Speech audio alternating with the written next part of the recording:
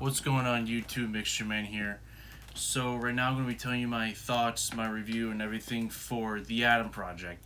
And this movie came out about a month ago on Netflix, and I didn't even realize it actually dropped because I wanted to check it out actually because I like Ryan Reynolds, I like Mark Ruffalo, and I thought Sean Levi did a really good job in the Free Guy movie, and I wanted to see what he would do in this type of movie.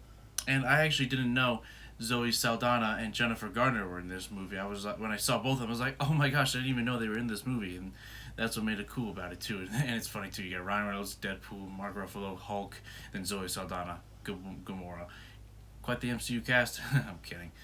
Um, and I thought this will be my a spoiler and non spoiler review. I'll warn in case this when I about to talk spoilers, so I don't ruin it for them for people that don't want to be spoiled. This was a really good movie. I really enjoyed it. I did not get distracted at all. I was hooked. Everything it what it involved and stuff like that. The science fiction. It that's what made it really interesting and just Ryan Reynolds being Ryan Reynolds. Him being a really good actor. Mark Ruffalo being cool. Zoe Saldana as well as Jennifer Gardner.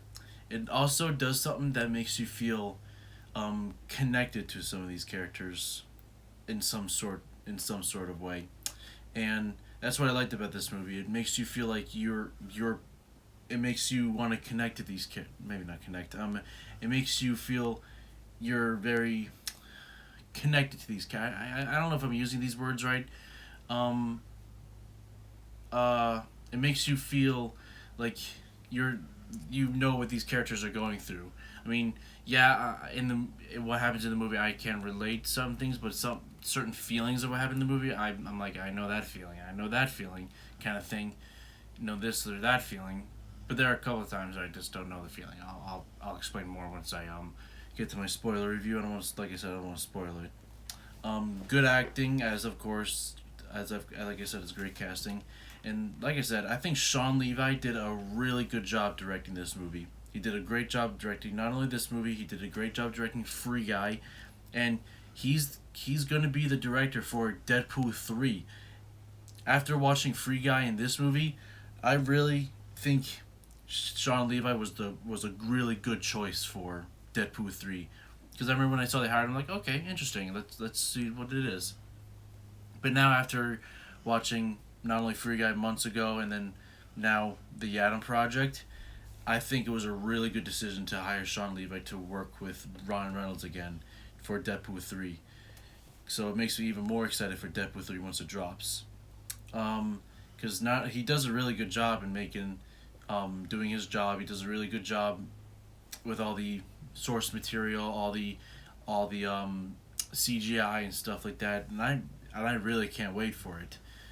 And that was my computer. Um, so, like I said, I think Sean Levy did an amazing job. I hope to see more movies involved with him in the future besides Deadpool 3. I'm sure we will because he's starting to really become a really good director. I don't know what other movies he's directed that I've seen. We're actually gonna look right now.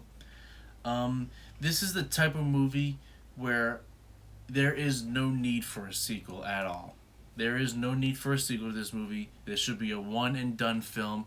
It was good for the way it was, and if you've seen the movie, you know how that you should probably that most of you should agree that this movie does not need a sequel. I mean, if there is going to be a sequel some way, shape, or form, I will watch it, no doubt about it. But I think there shouldn't be a sequel. I'm trying to look where's Sean Levi. He's a producer for a lot of projects, including Stranger Things. That's really cool. Um, in terms of director, I don't know why I'm not finding them right now. Here it is. Here's a list. Let's look at director. Deadpool 3, obviously I knew that. He directed Stranger Things a couple episodes too. I did not know that. The internship. He directed the internship, the one with. Yeah. Oh no, that's not the internship. I was thinking of something else. I don't know why I thought it was the interview. All right, I'm not gonna go into crazy mode right now for Sean Levi, but cool. Anyways, before I talk about my spoiler review, my rating for this movie is a 8.5 out of 10. There were a couple moments where it felt a little slow. It felt a little like, okay, did that really need to be in the movie? But I ain't complaining. It was there. Nothing I could do about it. And anyways, again, my rating is 8.5 out of 10 for this movie. I'm going into spoilers, so please, so if you don't want to be spoiled, stop watching now. And anyways, I'm about to talk spoilers. So the first thing I want to talk about is what I really liked, how Ryan Reynolds' character Big Adam, I guess if they're calling it, yeah, Big Adam, Young Adam, is that when he has his weapon and young Adam was like, yeah, that's a lightsaber, and he's actually kind of holding it like a lightsaber at times, like this, and I'm like, yeah, that is kind of funny. And the way the bad guys were, the way when they were getting killed or whatever and they were disappearing, the way they were disappearing and the way the colors and the look, if it looked like, it almost looked exactly like how in this TV show Loki, when I think it was them being called pruned.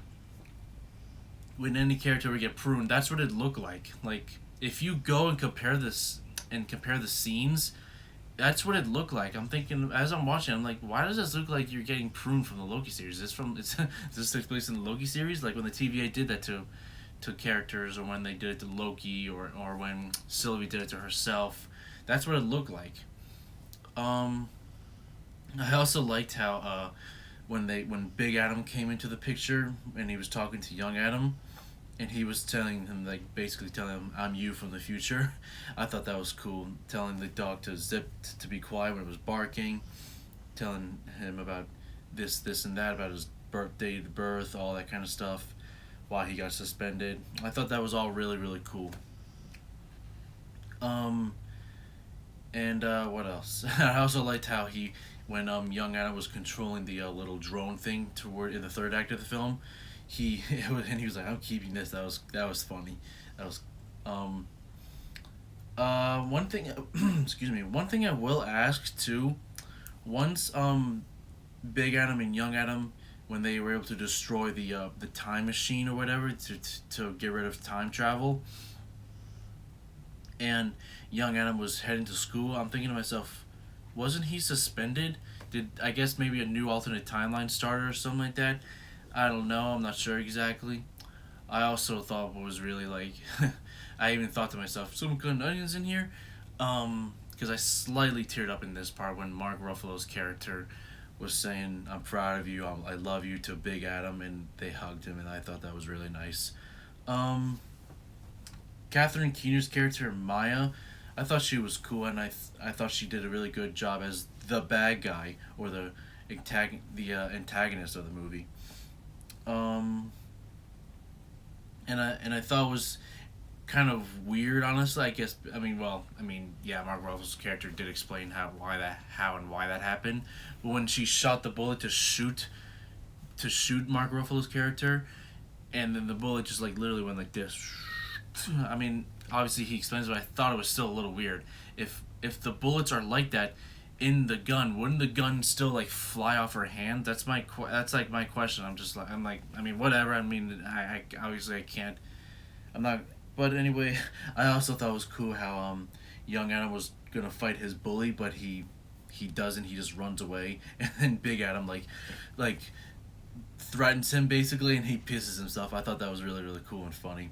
Because I had bullies when I've grown up, and I stuck up to a couple of them, and looking back to it, yeah, not only was stupid of me because I did get in a couple detention slips for sticking up for myself and fighting back, but at the same time I'm glad I did. There's only one more kid that I wish I stuck up for myself, that if I ever run into him again, I'm probably going to prison.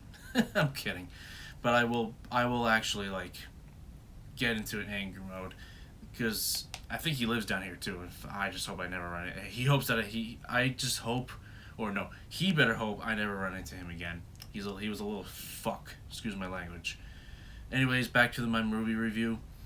I really wish that in this new timeline, at the end that Mark Ruffalo's character lives, so that if there were to be a sequel, his character could then be in the sequel. But like I said, there is no need for a sequel for this movie. I don't think there is. I don't think there will be. I don't think there should be either. Because after all, they succeeded in destroying time travel, not to happen, and I think that's what they should do. That's why I think there should not be a sequel. They destroyed timeline. They succeeded, and that's it. If anything, I guess no. I don't. There should not be a sequel.